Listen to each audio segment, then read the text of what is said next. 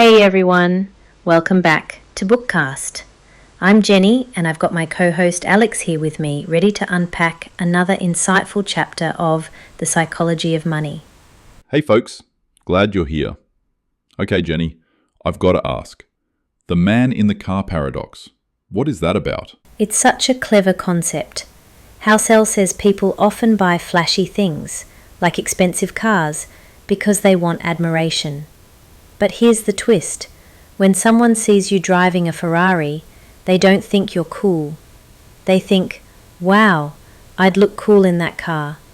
So the admiration you're chasing, it doesn't land on you. That's hilarious and kind of brutal. So basically, we're all out here trying to impress people, but they're too busy imagining themselves in our stuff. Exactly. It's what Housel calls the man in the car paradox. You imagine people seeing you and thinking, that guy's amazing, but in reality, they're thinking about themselves, not you. Wow, that's a hard truth. But it explains a lot about why people overspend on appearances. Yep. The core idea is this. People don't admire wealth itself. They admire humility, character, and how you treat others. And when you chase admiration through material things, it often backfires. You get resentment or envy, not respect. That hits deep. I've definitely looked at someone's car or watch and thought, I want that, not, that person must be amazing. Right? It's so natural, and that's why Housel wants us to be aware of it. He's not saying don't enjoy nice things. He's saying don't use them to try to buy admiration, because it rarely works. So if admiration isn't earned through image, how do we actually earn respect? Housel says it's simple but hard.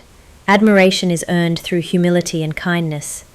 It's the people who don't flaunt it, the quiet achievers, the grounded ones, who actually get noticed for who they are, not what they own. That makes so much sense. I've always found humble people to be the most impressive, even when I didn't know how much they had. Exactly. There's a power in restraint, in knowing you could buy something flashy, but you don't need to prove anything. That's what real confidence looks like. And I guess that's the paradox, right?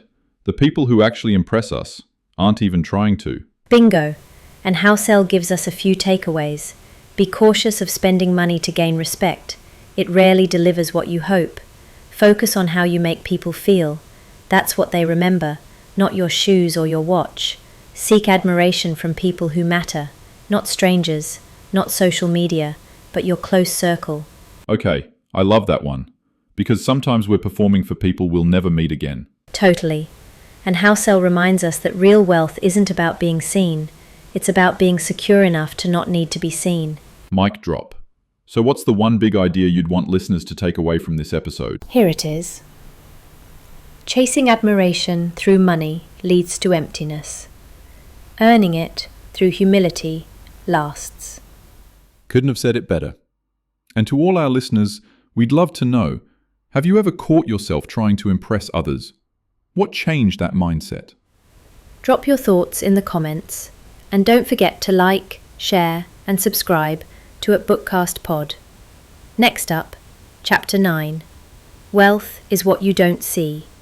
Another powerful chapter that builds on this idea of quiet, invisible wealth.